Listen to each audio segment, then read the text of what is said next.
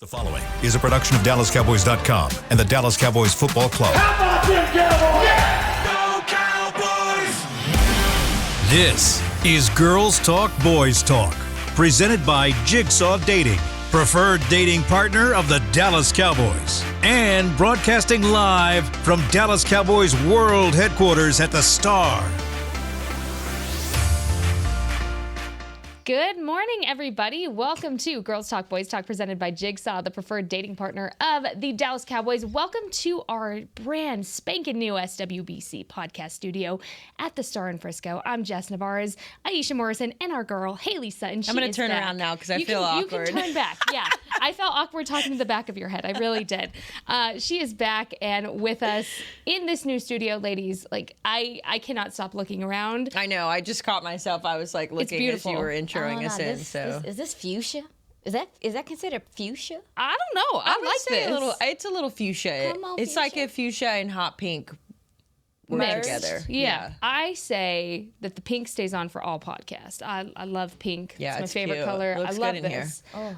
So yeah, shout out to everybody involved to get this studio looking like this because it is beautiful. So many little cool things that we're just learning. So if you catch me like staring I know. at It's it, like bear that's with why. us if we're like. Yeah, we're kind of absorbing it ourselves. But real quick, just a reminder, you can text us with any questions you have today to our Cowboys podcast text line at 817-290-3298.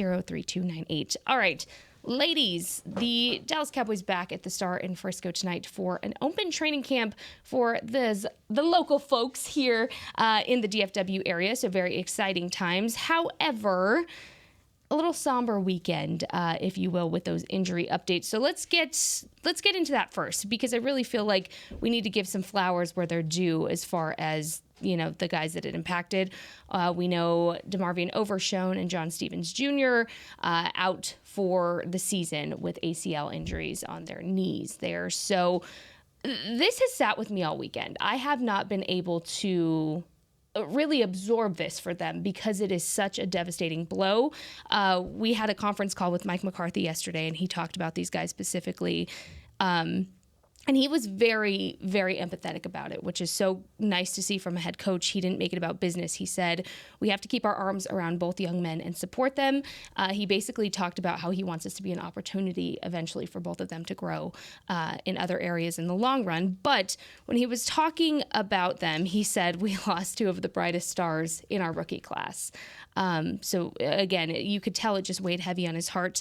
He even said about DeMarvion that, frankly, you can make the argument that he's been the star of the rookie class. So, ladies, I want to open this first segment up to talk about DeMarvion and John, because really they're two guys we've talked about on this podcast about how excited we were to see them continue in camp and continue in the preseason and all the things that they've been doing. Haley, you did that amazing story on Overshone. So I'm going to open the floor to you guys. I personally, I need to get this off my chest because, like I said, it's been sitting very heavy on me. So I imagine it felt the same way for you guys. So, Haley, what was it like when you were there? Because you were in Seattle when everything happened. You got to see them afterwards. Did you get to talk to them? Kind of what happened? Yeah. Being that I have a background in kinesiology, my undergraduate degree is in exercise science. Immediately when I saw the tackle and the way DeMarvion's knee sort of fell outward as opposed to just kind of collapsing, that's kind of a telltale sign of an ACL injury because the ACL acts as tape over the front of your knee, right? And so as soon as it rips, your support goes from this to this. And so there was a picture as we were going through in the press box trying to get the story uploaded, you just saw the picture of his knee and it was just kind of folded outward. And so you kind of knew it. Obviously, he was in good spirits. He walked off, and a lot of people don't know this, but when you tear your ACL, a lot of times you can still walk afterwards. So I think everybody kind of knew the news in terms of Overshone, what happened. John Stevens as well, another guy who was able to walk to the locker room. We watched him walk. So it's unfortunate. I did get a chance to catch up with him when we got on the bus to leave Seattle. And I walked back, and it's so funny because, I get to have a very unique relationship with the rookies because I spend a lot of time with them in this first year. And so I walked back, and it was Demo, Mazi, Isaiah Land, and Jalen Brooks, 4 of my absolute favorites in this rookie class. And so I walked back, and I'm like, oh my gosh, all my favorites. And I look at Demo, and I said, how are you doing? And he said, I'm good. And I said, no, really, how are you doing? And he said, whatever happens, I'm good. I'm blessed. And you've seen it all over his social media this weekend of him just saying, I'm still blessed. I'm still blessed and highly favored. And so while it is unfortunate, because to Mike McCarthy's point, he has been the best rookie in terms of production, both at practice and during games, I'm not so much worried about it because I know if any of those guys were going to take on this type of setback, that it's Demo. So he is in good spirits. I know it's going to get frustrating at times, but he reminds me so much of Damone Clark in the way that he's going to attack this rehab and get better and be stronger. So, a tough break, definitely. And John Stevens as well. I don't want to get it confused. Like, that's also a big blow to us as well. But, it's definitely awful, for lack of better terms, but at the same time, I know that he's going to be a strong soldier and be able to kind of push through this. Yeah, to piggyback off of that, like I struggled to sleep like that night because you watch his story, and then obviously too, like with DeMarvion Overshown, getting into his film and just seeing what he's capable of doing, I was just gutted for him, and being someone that's struggled through a serious injury as well myself, like I understand the rehab, and the stuff it takes. So to your point, Haley, I was just when he said like I'm good, he was being for real. Like I believe it. Yeah. I believe that he feels like he can get through this rehab and be okay. So I'm just hoping that Cowboys have a fantastic training staff. Really hoping he attacks that rehab and comes back just as strong. And yeah, go ahead. No, and I was going to say, when you have a guy like Damone Clark, you have a guy like Leighton Vander Esch, who's been with Damone Clark every step of the way with his rehab process, given their different injuries. You have guys in this room that know what it's like to be taken out of the game because of a serious injury. They know the mental process as well, and maybe it's taking time for it to set in. They know all of those feelings. They know all of the things that it takes. So it's really, I think, special for this team to come together and really, like Mike McCarthy said, put their arms around them during this time. During that conference call, he was asked about the depth in the linebacker group and saying, he was asked, what does this mean? Are you going to look outside the building? And he was asked about another group that we'll talk about later on in the show. But he was asked about the linebacker group, and he said that they're really going to lean on the younger guys right now and see what this is. He essentially said this is a business, and when things like this happen, the next guy has to be ready. So that next man up mentality still sticks. Mentioning David Harper and Jabril Cox by name. So those are 2 guys that I think automatically we all knew were going to start to get those reps. So as far as the linebacker group, he was asked about that. He didn't really touch on the tight end room because, as we know, that's already a very stacked room. I think with John Stevens Jr. out, that impacts and has a ripple effect. So, Aisha, I want to defer back to you on this one. With John Stevens Jr. out, because we know what a productive camp he's had, how much he has really risen to the challenge during this camp, what does his absence do potentially for that final roster spot? Well, I mean, I would say that it kind of maybe simplifies things. I feel like John Stevens has been playing fantastic football, and if you didn't have him in the conversation of like, okay, is he going to make this roster? Are you going to keep 4 tight ends, or how is this going to work? I think it would be very difficult, given how consistent he's been at camp, to just not acknowledge that or not consider him as a gentleman that may make this roster and make an impact. So and also too, I wanted to add on to what you said about the linebackers with Jabril Cox and Devin Harper. These guys just haven't had a lot of reps. They haven't had a lot of opportunity. So I think that's a huge reason why McCarthy definitely is just like, well, Coach McCarthy rather, is just like, hey, we're going to give these guys the opportunity. And in fairness, I think that is because they haven't had a lot of reps. But yeah, I wanted to add on to that. No, that's a great point. Great point. Haley, we just got a question saying basically on our text line, which of course you guys can still text at any point of the show, 817-290-3298, by the way. Who do you think this new star is of the rookie class with DeMarvion out? Who else has really stood out to you within this rookie class? I mean, I think the obvious is Deuce Vaughn. And I think us in the building, we kind of knew what he would bring to the table. And I know that, the outside noise is something that this franchise does a really good job of, to a degree, blocking out. But just seeing how his first touch in Saturday's game, he put the defensive line in a spin cycle on the way into the end zone. And again, we take we take things with a grain of salt because we're facing reserve defensive linemen and linebackers and that sort of thing, but still just to see the promise there, I think he's looked really good. And going back just to that linebacker spot, I'm really excited for what DeMarvion Overshown's absence will do for a guy like Isaiah Land. Yes. I know that he is playing defensive end. He wants to be a pass rusher, but I think this is a really good opportunity for them to find a way to keep him on the roster because I think right now where Isaiah Land sits, he's got so much talent. He's got so much skill. I go back to that first game against the Jaguars where there was 3 straight series of him being held, push to change because they don't want him to get to the quarterback. He had glimpses as well against Seattle where you could see that burst. You could see how effective that he can be. I mean, this is a guy who had an abnormal amount of sacks his junior year at FAMU. And so I think it gives him an opportunity to have a little bit of position flex the way that Dan Quinn always talks about with some of these younger guys. So I think a really great opportunity for him to continue to have a strong camp. And I think also, again, to get him a spot on this roster, get him a spot at the very least onto the practice squad. So yeah, I would say definitely Deuce Vaughn has been impressive, but keep your eye on Isaiah Land. Yeah, and to add on to what you said, Haley, in regard to Isaiah Land, this gentleman is also playing with a chip on his shoulder.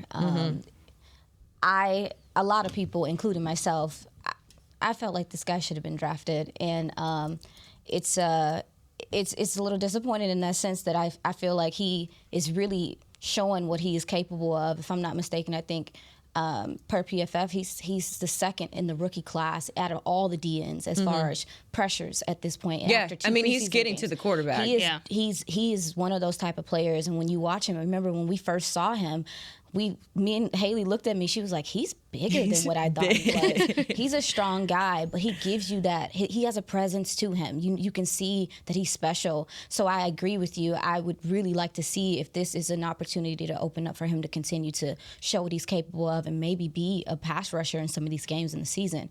And as far as my rookie, that I think is now the next star now, Awesome Richards. I think Awesome Richards has put together 2 really good games to start his season, especially since he's had to switch positions on the fly and they're asking a lot of him. I think he's answering the call. And I think, is going to be a gentleman that's important to what they want to do this season, especially from a depth piece with this offensive line and this season being so long. Yeah, I would also say, too, Jalen Brooks. And I know a lot of his game film hasn't necessarily matched the energy of his practice film. And so on Saturday, I would love for that to translate a little bit more. Yeah. But I said it a couple weeks ago, he has such the potential to be everything you want in your starting wide receiver. Maybe not this year, maybe not next year, but give him some time, give him some offseason, give him some reps behind guys like Brandon Cooks and CeeDee Lamb, and even Jalen Tolbert at this rate with how well he's been performing.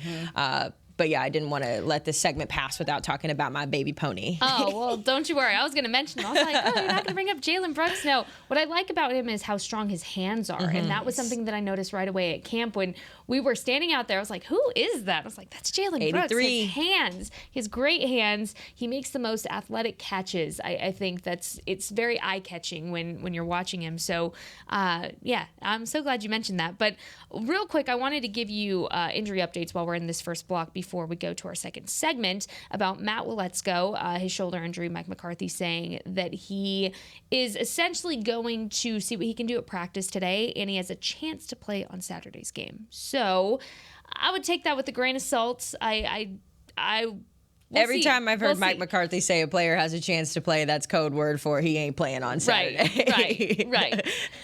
So we'll see with that. And then Ronald Jones, he was asked about Rojo as well, and he said he will be challenged to be ready this week. So read between the lines there with that one. But overall, we're going to get into the offensive line because I have a good question to ask you guys about possibly bringing in a veteran at this point. What's your opinion stand on that? But we're going to get into that in the second segment. We'll be right back. This is Girls Talk, Boys Talk presented by Jigsaw, the preferred dating partner of the Dallas Cowboys.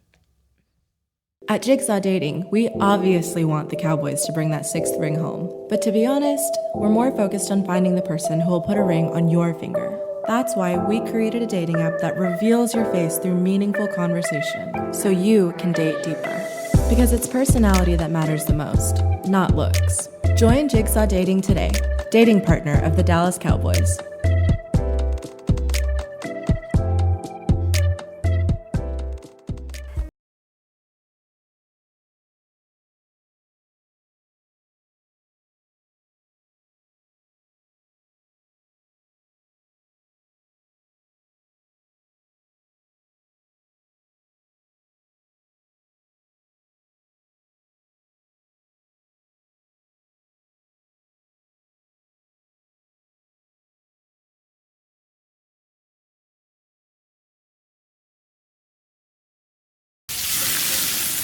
We know that juicy, cheesy, grilled to perfection burger sounds amazing, but it does sound like something is missing. Pepsi, baby! The yin to this burger's yang. Burgers and Pepsi go together like burgers and Pepsi. This perfect blending of flavors makes every bite of lettuce, every sesame seed on the bun, and every sip of that crisp, refreshing, ice-cold cola a journey to Foodtopia. Burgers, better with Pepsi. That's what I like. Hi, I'm Danny McCray, Dallas Cowboys alumni player here with Smoothie King. And Smoothie King wants to ask you, what's that sound? That's the sound of you and everyone else absolutely loving new smoothie bowls from Smoothie King. And woo, me too. These smoothie bowls start with acai and pitaya and are handcrafted with fresh toppings like sliced bananas, sweet berries, crunchy Purely Elizabeth granola, and a savory peanut butter drizzle. New smoothie bowls, only at Smoothie King, the official smoothie of the Dallas Cowboys.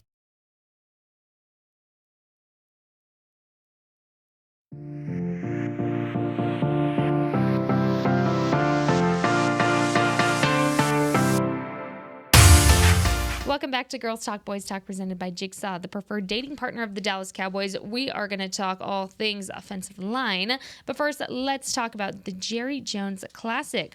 Watch two of Texas's best high school football teams face off in the 3rd annual Jerry Jones Classic presented by Whataburger. The Rockwall Yellow Jackets will take on the Cedar Hill Longhorns on Saturday, August 26th at 1 p.m. under the lights at the Ford Center at the Star in Frisco. Get your tickets now at SeatGeek.com. You won't want to miss it. That sounds like fun. That game's gonna be packed. Yeah, Cedar Hill come out crazy. Let's see. I love Cedar Hill. My mom used to coach there, so So y'all are going for Cedar Hill then. That's what I'm getting. It's close to home for me. Well, I'm going to go. I don't know where these places are, but I'm going to go for the Rockwall Yellow Jackets because I like that name. I think that's a solid name. That's a good show. Yeah. Yellow Jackets. I'm going to look. Sorry. I'm going to go with that. Yeah. Anything with a yellow jacket, count me in. Excited. Why a yellow jacket? Yellow. Oh, well, I guess it's a gold jacket, right? Not really yellow. Is I was it? gonna. You I talking was about gonna. the bug? Yeah, that's what they No, call themselves. I was That's their gonna mascot. like do a little transition here and talk about like what was going on today at the Star because it's a busy day. Bear with me, everybody. We had something planned. Gold jacket, yellow jacket, mostly gold jacket. DeMarcus Ware will be here a little bit later for some stuff going on, so I'm excited to possibly catch up with him. But then we have open practice. The Dallas Cowboys have open practice at the Star in Frisco, so excited to see that. But if you have questions, you can text us at 817-290-3298. Let's talk some O-line, ladies. The Dallas Cowboys fell short to the Seattle Seahawks 22-14 in their second preseason game of 2023. And overall, again, preseason is a great time for these young guys to get reps. And that was what Mike McCarthy had really talked about yesterday. A lot of was this is a time for them to get those real reps, he said, as far as big plays are concerned.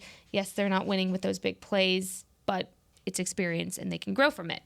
Let's talk O-line. of course, we just talked about Matt Waletzko. Haley, I'm going to defer to you real quick. Let's talk about Matt real quick. Did you get to catch up with him after the game? What did you see as far as shoulder? Was there really anything? Yeah, that you caught on to? I didn't see it. Full disclosure, the Seattle game was nutso for me. I had to host our pre-game show and then sprint up to the press box, so I missed kickoff because I had to get up to the press box and then sprint back down to the field to host the halftime. So I was basically just doing back and forth, doing bleachers the whole Seattle game. So I didn't see the injury, but it sounds like it's the opposite shoulder from the one that he just had surgery on last year. I would be interested to talk to someone in the medical field at the very least about how common it is to sublux your shoulder like that, because I didn't think it was super common. And so to have the same injury on both shoulders feels strange to me. Yeah. So I would love to catch up and just learn the science behind that. And to me, it sounds kind of like a difficult thing to do, to pop your shoulder out. Kind of sounds like a freak incident. I will say we saw what happened last season whenever he tried to play through this injury. I think they tried it for about 4 weeks before they decided we just need to go ahead and have the surgery. So if I'm using context clues here, I would assume that the subluxation isn't as intense as the one last year, which is why they seem to be confident about it. But again, you just don't know. To me, that's something that you don't want to play with. You've already had a shoulder surgery for the same thing on one side. I don't know if you want it on the second shoulder. So yeah, it's interesting, but it definitely continues to deplete an offensive line that really, really, really could use some depth at this moment.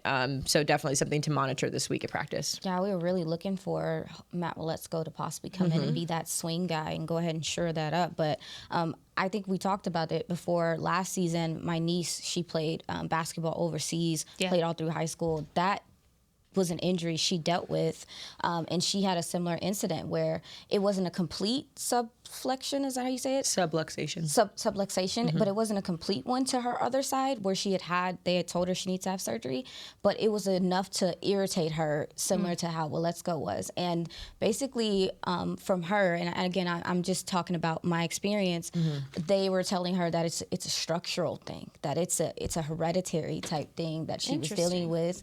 And I didn't know this until someone mentioned it to me on Twitter. They were like, hey, I passed it down to my daughters, and it's a hereditary thing. So I contacted my niece, and I was like, hey, did they say that to you at the doctor? And she was like, yeah, they told me that it was probably going to continue to happen unless I had surgery on both of my shoulders. And this is in turn an injury that actually retired her from her basketball career. She played from the time she could walk. So it can be an injury that can linger if it's not taken care of properly. So Matt Waletzko is a very kind gentleman. I really just am more concerned with his overall health, and hopefully that he's okay moving forward, because we're not just thinking about what happens in this game. We're also thinking about what happens after they're done, right? So, and so it has, his injury though, back to the X's and O's, has definitely concerned me about who's going to be that swing tackle, because also too, you're looking at Edoga that is, hasn't been playing because he's dealing with the injury as well. So we'll be interested to see what they do in that for that position, if that is bringing a veteran in later in the offseason. Yeah, overall the depth is, I think, what's starting to concern a little bit. Is you came into training camp with a lot of depth with these guys and younger guys that really could prove themselves, and now injury, of course, and unfortunately it's just a part of the game, and we hate to see it for anybody. It's happened, and so now the question is, who is that swing tackle? Who is that guy for the team? Some guys I wanted to mention on the O-line that I saw some great things for was TJ Bass. You already mentioned awesome, which was awesome. I love that. But I think TJ Bass did a really good job.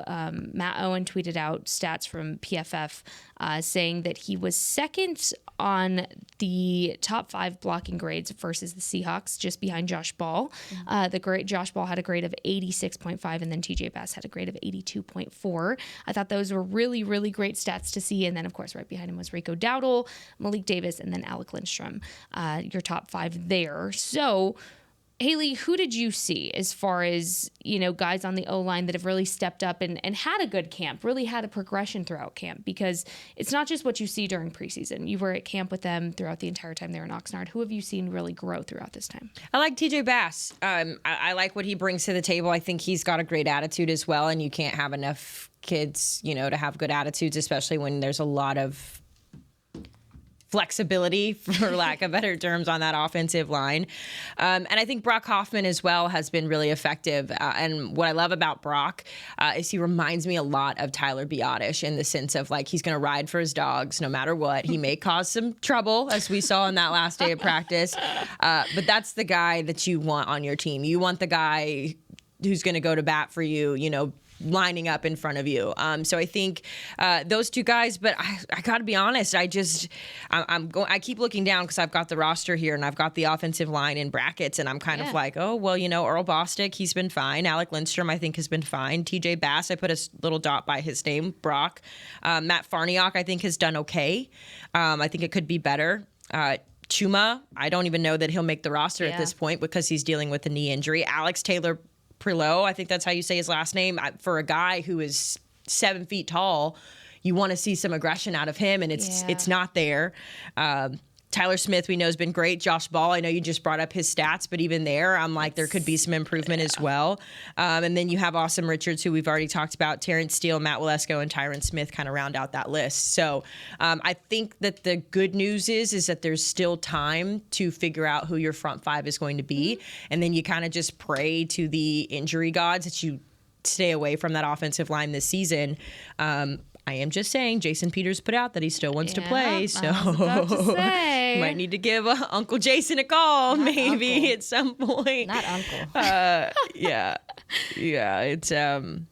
It's the one position on here that I really kind of am just like a little nervous. And only because we saw how much not having continuity on the offensive line really impacted this team last year. They went from being really strong Super Bowl contenders, nothing can really stop them. The offense is still in a work in progress, but the defense is strong. And then the minute the offensive line got banged up, the defense was having to work double time, and as a result, the balance was off. So it is concerning, but like I said, they still have 2 weeks before the season starts to kind of get it worked out, and we'll kind of have a better idea coming up later next week with the big cut coming up. So. Well, I'm glad you brought up Jason Peters, because Ed from El Paso, which is close to my hometown, he made sure to mention that. Hello, Ed from El Paso. He said, "Hello, ladies. What is the possibility of the team bringing back Jason Peters?" So, Haley, you were on the same wavelength with Ed there, and we'd love to see it.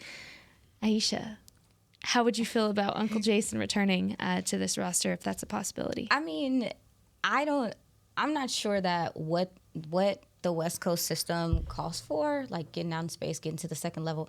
I don't know if that's something he would be up for, wanted to be doing like that. You know what I'm saying? Like, it's some work. It's you have to have guys in the run game specifically. Do I think he could deal with some of the pass pro? Yeah, I think he could deal with that. But as far as how active this offense seems like it's gonna be, especially out in space, I don't know if Unc is gonna want to come back and be doing all that running. So we'll see. We'll see in that regard. I love that you mentioned Hoffman, because we're talking about second-year jumps. I mean, this is a gentleman I didn't even, until they put him out on the field. I know. In practice, I was like, who's this? Who's this man? And I ain't never seen this man a day in my life. It's so funny because, my first, and this is, please take this at face value and nothing more, but, all I think about with Brock Hoffman, there was a morning at training camp before we were getting ready to do the podcast, and there's a man walking out on the field, shirtless, no shoes, eye black, all over his face. And I can't remember who I was with, but I'm like, who the hell is that out there? What are we doing? And you come closer and it's freaking Brock Hoffman. Of course So now I have this warrior image in my head of him, and then you see how chirpy he is at practice, how physical he is at practice. So anytime someone says Brock Hoffman, that's all I think of, the eye black on shirt. All I can think of is literally an old school WWE wrestler. Literally, that's it. the image that I have in my head of that's him the energy. Walking around I picture Kane. No. We have to tell him this. Picture who? Kane. Oh, I picture Kane the way you were describing him. But you mentioned Matt Farniok just being walking out with intro music. Yeah. No. I think he would like this. I'm not gonna lie. I think we Honestly, should a give lot the of them idea. probably like wrestling, so it might be a thing. It might like who would you walk out as? Maybe that's something the media team can do. Yeah, There you maybe. go. But, I couldn't be a part of that because I couldn't tell you anything about wrestling. Oh, it was my jam. I back in grew the day. up with a brother. You got so it. Of course. I was forced to like wrestling, and I was forced to be like the other wrestler. And he was like obsessed with Shawn Michaels. My brother had like the whole gear, and if I didn't press the music at the right time, he's like, "Start over." I'm like, all right, Jimmy, chill. I I wish my got brother rock bottom would. more than I wanted to. God, don't get Look, it. all about it. Versatility. When I was in People here. know We what got we're saying, too. That's versatility. sad. I don't know, guys. Look. Anyways, But- off topic. Back to that Matt, point. but back to Brock Hoffman. Brock Hoffman. Not a wrestler. He's a football player. Yes, Just wanted to establish that. So they switched. I think last game they switched Hoffman to center. No, it was a guard. I think Hoffman was playing guard, and they had Farniak playing center. Or was it the other way around? Barnacles. I don't want to get it mixed up. Let's It's see. going to mess up my point. Let me flip. But Go ahead. I do believe that Brock Hoffman looked better at center. I felt like his snaps, his rhythm, his timing were good. And I think he gets off the ball a little bit faster than Matt Farniak at that center position. So that was something I wanted to say because I know they switched them at some point in time. I don't know if it was this game or last, but they did. They switched them this game, Sure. I believe. And Brock Hoffman was at left guard, and Matt Farniak played center. And there were some issues there, especially with the interior. So to your point, Haley, I remember you said Matt Farniak's been and I'm like, I think he was better when he was at left guard. And I think so, Hoffman too. has Yeah. looked better at center. So that was just something I wanted to mention, and I wouldn't be mad if Brockman. That's his Whoa. wrestling. There There it is. Brockman.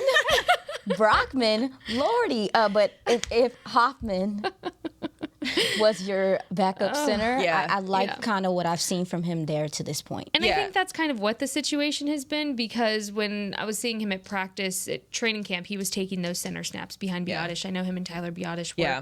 work really well together. So I think that's more what they're going for at this point. I think they're just kind of trying to shuffle things to see Yeah. what works out. That's how they have Yeah. him on the depth chart too. course. Like Yeah, he's under Farniak is center. listed as a left guard and Hoffman is listed as the center. And it kind of to be fair, this is against Jacksonville. Jacksonville. Thank you. I don't know like the blue and green. I know my brain. I'm is like, just- just who did we meshing. play? It's okay, it's okay. But yeah, they do have it on the depth chart here. Is Farniak on the left guard and then Hoffman at center. So Well, you know what I think is very interesting is if you can afford to at this point, because there's still some contracts that are in the works, hopefully with Dak Prescott, Micah Parsons, CeeDee Lamb, a little important there. I think it comes down to a matter of money at this point. If they can squeeze in a veteran in the O-line, I would love to see Jason Peters back. I think it takes off stress out of a lot of aspects because when I'm even looking at the run blocking grades, Jalen Tolbert graded the highest, Peyton Hendershot, and then Josh Ball. So if you can take, the run blocking grades and kind of take the run block pressure off of your wide receivers and, your tight ends are going to be part of it a little bit more. But get a big guy back in there that is reliable. He can plug and chug. That was really his deal, plug and chug. And then you're talking about a really young group. Who better than Jason Peters to come back in and kind of work his Jason Peters effect like he did with Tyler Smith? So I think if it's possible, sure, look into it, but we'll see. Something else I wanted to touch base on real quick in this segment, but we're going to go ahead and go to our next segment is the running backs and the wide receivers. And of course, we have to talk all things defense. We're going to talk Mazi Smith as well. We'll be right back. This is Girls Talk Boys Talk presented by Jigsaw, the preferred dating partner of the Dallas Cowboys. At Jigsaw Dating, we obviously want the Cowboys to bring that sixth ring home. But to be honest, we're more focused on finding the person who will put a ring on your finger. That's why we created a dating app that reveals your face through meaningful conversation, so you can date deeper. Because it's personality that matters the most, not looks. Join Jigsaw Dating today, dating partner of the Dallas Cowboys.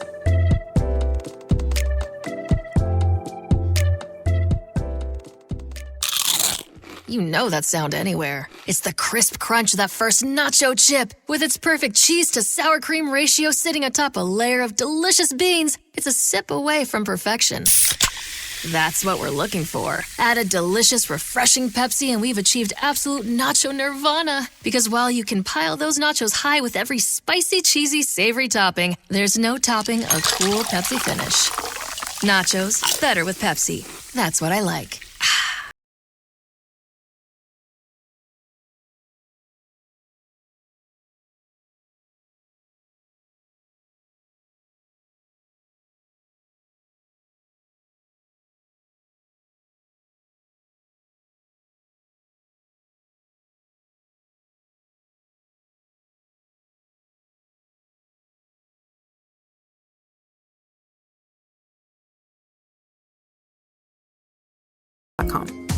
I'm Dak Prescott, quarterback of the Dallas Cowboys. Blockchain.com is one of the most trusted ways to buy, sell, and trade crypto.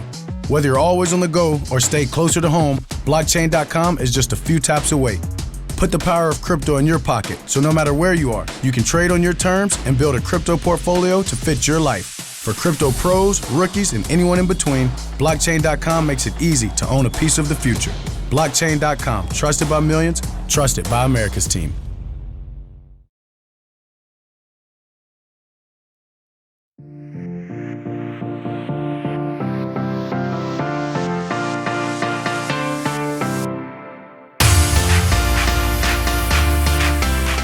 Back to Girls Talk Boys Talk, presented by Jigsaw, the preferred dating partner of the Dallas Cowboy. In this last segment, we're going to touch base on some running backs and all things defense. But first, let's talk fan of the year. You eat, sleep, and breathe Dallas Cowboys football. Tell us how you spice up the game for a chance to be named the 2023 Fan of the Year presented by Captain Morgan and win exclusive prizes plus a trip to Super Bowl 58. Nominate yourself or another today at dallascowboys.com/fan of the year.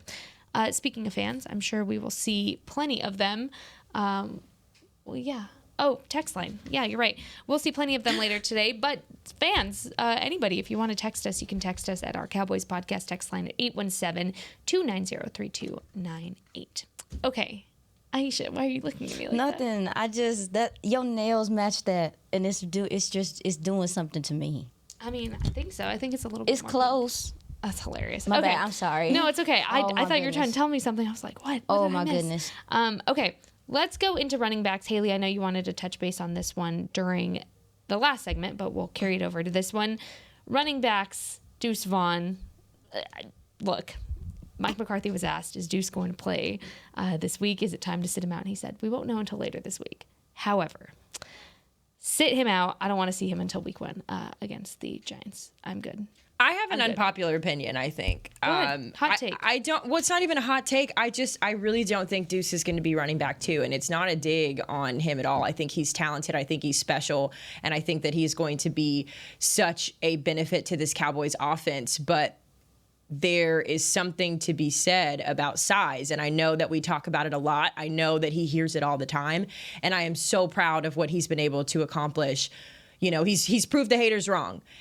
At the same time, think about, guys like, let's take Ezekiel Elliott, for example, who started off explosive runner for his career, 1,000 yards. He was crushing it. And then there comes a point in time in a running back's career where the mileage gets a little too heavy for what the car is trying to do, right? It's like my Jeep Compass right now. Like when I first got her, she was great. She was racking up the mileage. We were driving cross country. We were doing everything. And now we're in year 10 of having her and she's slowing up a little bit. And I think that is expedited when your frame isn't as big. And I worry that it's just, he's one tough tackle away, one Aaron Donald pancake away from struggling. And so that's not to say I don't want him to make this roster. I really do. I think he's fantastic. I think he's got a great skill set that the Cowboys will use. That being said, I want someone else as the running back too. I want to be able to save Deuce and use him as, use him in special packages. I love that the opposing defensive line has a hard time seeing him. I just don't know if I'm there in terms of signing off on it being Tony Pollard and Deuce Vaughn. My take on this, and I agree with you. I think that's a great take. I have had my eyes on Rico Dowdle this entire OTAs and minicamp. Mm-hmm. I think he's been so impressive, and Mike McCarthy hit the nail on the head saying you're seeing a healthy Rico Dowdle, and that's exactly what you're seeing. I wonder if there is a world where it's not just a 1-2 punch anymore. It's a 1-2-3, maybe a 1-2.5 punch, because the thing about Rico is, he's healthy and he's doing great. However, if you can extend all of the lifespan within these athletes' career and then even post-football, I wonder if there's a way where, yes, you have Tony Pollard taking those snaps, and then you have Rico Dowdle or Malik Davis at that point, and then you have a third guy, whether that be Deuce Vaughn, Hunter Lipke. There's options here where you can go with. It depends if you want to add a fullback. It depends if you want to add a fullback. More than likely, though, I'm on the Deuce Vaughn train of keeping him on the roster because, like I've been talking about too, you need a Noah Brown guy and you need a backup for that punt returner position for if something were to ever happen to Kevontae Turpin. You need that backup guy. Or you can even start to interchange a little bit. You can get a little creative. If they want to have Kevontae a little more integrated into the offense, that takes the pressure off of him to not be taking so many hits with those punt returns. You have Deuce that can take a little bit more, especially if he's not taking as many of those running back reps as well. Yeah. So welcome to my multiverse of madness running back edition, because this is something I have been sitting on of, I'm adamant that you take 3. You take Tony Pollard, obviously. I'm still convinced that Rico Dowdle is the guy. And then you have Deuce Vaughn as kind of leverage backup if something happens to Rico. And then he also plays a part in the special teams asset as well. The only way I change my mind on that, and it all just kind of depends on Rojo. And I hope that we get an opportunity to see him at practice this week. I've really been trying to go out of my way to talk to him a little bit more because you can almost feel like he's struggling a little bit in this locker room. You can tell that, he maybe just doesn't mesh with some of the players. I think he tries really hard to be involved, and then, you had that groin injury, and then you get slapped with the suspension, and so it's just a lot to handle at one point. And on top of that, he can't even practice to kind of, clear his name, for lack of better terms. So I love that Mike McCarthy is challenging him to be back at practice this week because I think Rojo needs that. I think he needs the opportunity. And we saw him at camp. The times that he did get in, he was effective. I didn't see a lot from him in terms of pass protection, but as far as breaking open, being a little bit slippery of a running back, finding the gaps and getting through, I think he's instinctual in that way. And I think when the Cowboys signed him in the offseason, that was the intention. And so I don't think that they've lost sight of what Rojo can bring to the table, but it's hard when you've got a 5'6" running back or 5'6" rookie running back outrunning you and you can't even practice. So big week for sure for Rojo. I'd like to see just how well he can compete in that too, because if he can get on the field, he's also a special teams factor as well. Yeah. I don't think in terms of returning, but at the very least being on punt coverage, on kickoff coverage, all of that. So big week for him. Yeah, I like what I've seen from Rico Dowdle as well. To your point about pass pro, he threw his body around a lot in this past game, just showing the willingness to do that, to sacrifice his body for his quarterback. I thought that was important. I'm really hoping that this weekend he can put it all together. Same. Because I feel like the weird fumble last game that may not have been his fault, but still just happened that way. And then the missed block. Yeah, the missed block on the punt is huge. The pretend block. Well, yeah, and then you're terrified. The lack thereof of yeah, because then you're terrified Has anybody seen the block in the room? We haven't talked about Brian Anger that much, but he's a weapon for this team. And so when there's a lot of trust that goes into being, on being a protector there. So I'm looking for him to possibly put it together all this game, but you did see some of the vision. You saw some of the burst, some of his shiftiness. Also, too, we saw that he runs through his pads. You know what I'm saying? Like he really is not afraid of contact, and that's something that we've talked about. And in regard to Deuce Vaughn, I agree with you guys that you got to find a way to get him on the field. I think it'll be different packages and how they decide to use him or whatever the case may be. But I will say that I'm not afraid of his armor, though. I think that he has. If you look at how he works and how much he puts into his body, kind of similar to how Micah described it as this past offseason is like he's callous now. He's done that. If you look at how much he's put into, Deuce Vaughn has put into his body to protect himself for his size, I'm not as worried about him getting injured in that fashion, but I totally get what you're saying about the pass pro because that's a huge part of the running back game, especially here. It's huge. And he's not afraid to throw his body, but to your point, you don't want that to take away from the player. So whoever is the running back to, which I do think it is going to be Rico Dowdle, you definitely could see him in a different capacity, really pass blocking a lot more, because that's not something that Deuce Vaughn is going to be really doing like that. Yeah, and Not that he's not capable. Yeah, and of I course. think that's my point too. Like just I don't want him Yeah, just to be because in he's that capable role. doesn't You know what I mean mean? that you Like want him to be doing yeah, it. I want him to be effective and continue to have this long career and absolutely. play how he's playing. But I don't want that to be limited because Yeah. he gets crunched. I've seen the tape dudes of are him gonna be trying to looking pass for pro it, against DeMarcus Lawrence. No, and dudes, and seen it. don't get it twisted. Guys are going to be looking for him. Yeah. Guys are going to be looking They're for gonna him. target him. Because it's almost annoying how fast he is. No, it is. And when guys get the opportunity to get their hands on him, you best believe they're gonna try to make him remember him. So you want to definitely be, I'm not saying be careful with the player, but definitely be cognizant of that stuff, because people are gonna be hunting for him. Of how they use him.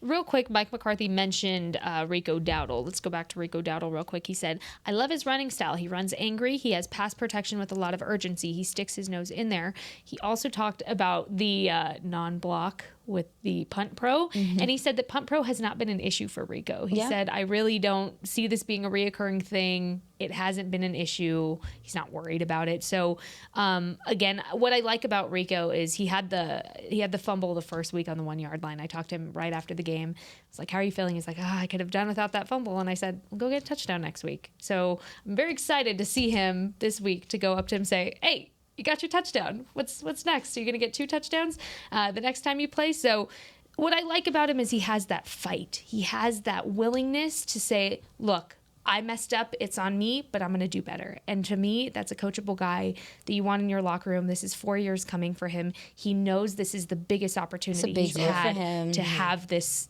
time to shine, really. So Rico Dowdle, I've gotten to know him a lot during this offseason, and I'm really rooting for a complete game for him, like you said earlier. Yeah, of course. Real quick, let's touch on Mazi Smith. A lot of criticism coming out for Mazi Smith. Something that I like that McCarthy mentioned yesterday was he's a rookie too, guys. He's a first-round draft pick, but he's a rookie too.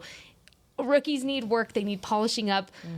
Essentially, Mike McCarthy didn't say have that grace, but he just said, here's a reminder, he's also a rookie. So is the criticism, I mean, we know with the Dallas Cowboys it's going to be blown up because it's the Dallas Cowboys. But where does Mazi Smith need the work? And have you seen progression? Aisha, and then I'll go to Haley. Yeah. Well, I kind of wanted to know how you felt about it first. I know that I don't know if that's the order, but I kind of want you to, because you've seen him up close and personal. So kinda wanna, I love Mazi, y'all, and I have a hard time. Like I mentioned, I have a really unique opportunity to get to know a lot of these rookies a lot better than some of the older guys, mostly because I forced them to get to know me. But Mazi in particular, I have such a good relationship with, and so a lot. Even in the game on Saturday, I had to take my rose-colored glasses off for a minute and evaluate who he is as the player, and not say like, no, like it's Mazi, it's okay. The reality is this is a guy who has never had to worry about the fundamentals of football because he's always been bigger, better, faster, stronger than everybody he has faced. Yep. He has been that way since he was little and first started playing football. It was the same at Michigan where he was picking up equipment because the weights weren't heavy enough for him to work out with. And now you're in a situation where your coach is the same size as you. You're facing guys like Jonathan Hankins who are trying to help you get stronger and get better, and that's the standard that you're trying to get to. And so I love Mike McCarthy saying he's a first-round draft pick. They're babies, guys. And I know that there is levels to being an NFL football player, and I know that when you get drafted and when you decide to go this path, that your expectations are so much greater than other people. But Mazi is what, 21? He's maybe young. 22. I mean, like, what were you guys doing when you were 21 and 22? So I just want to continue 22. to emphasize that. He was born in 2001. Yeah, they're young. They're very young. What I've loved about Mazi though is every time after the game, I make it a point to go and talk to him and just check in. How are you doing? How are you doing? How are you doing? And every single time, he's very similar to Demo, where he's very locked in, very focused, very big on saying like, yeah, I'm good, I'm good, I'm good.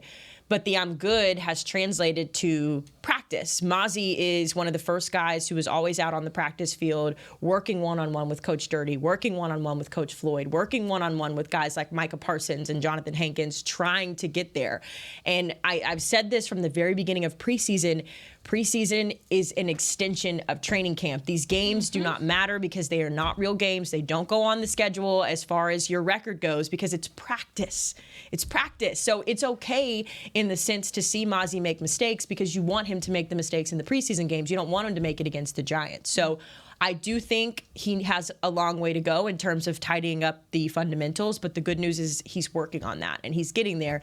And we have to remember that he is 22 years old. It's going to take him a minute to get adjusted. Sometimes these guys come in the league and they're guys like Garrett Wilson or Sauce Gardner they get it right away, right? Mazi may need a little bit more time, and that's okay. Yeah. Yeah, I mean, it's interesting because I think I said last week, he's a lot more raw than what I think I even knew he was. And what I mean by that is the fact that he's getting coaching that maybe he wasn't getting before. He's also doing things that are different than what he was doing before. His stance has changed. Say that. So the timing off the ball is like people are really concerned with that. I think he's also in his head a bit because he's learning technique and he's and if you ask, I even asked Jonathan Hankins last year, he told me he didn't start to get it and just know it until he had been in for several years. It's actually disappointing to me to see how people are reacting to Mazi because I think that maybe they don't know exactly what they're looking at as far as that. So yeah, it reminds me of Sam Williams in a sense where it's like he came in, he had to learn a lot more about football, and now we see that ascension. So I'm being very patient with the player, and I think we'll see improvements. Also, too, this guy's playing a lot of reps. Yep.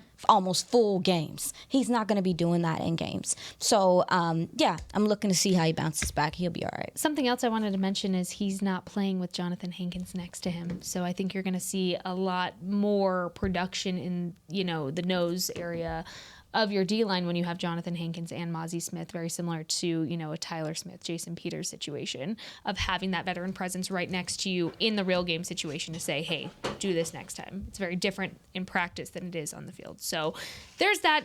We're going to wrap up our show for today. We kept you guys a little bit longer, so sorry about that. We love talking ball with you guys. We'll be back Thursday morning at 9 a.m., so make sure to tune in there. For Jess Navarez, Haley Sutton, and Aisha Morrison, this has been Girls Talk Boys Talk, presented by Jigsaw, the preferred dating partner of the Dallas Cowboys, and we'll see you on Thursday. Have a great rest of your day. This has been a production of DallasCowboys.com and the Dallas Cowboys Football Club. How about this, Cowboys? Yeah!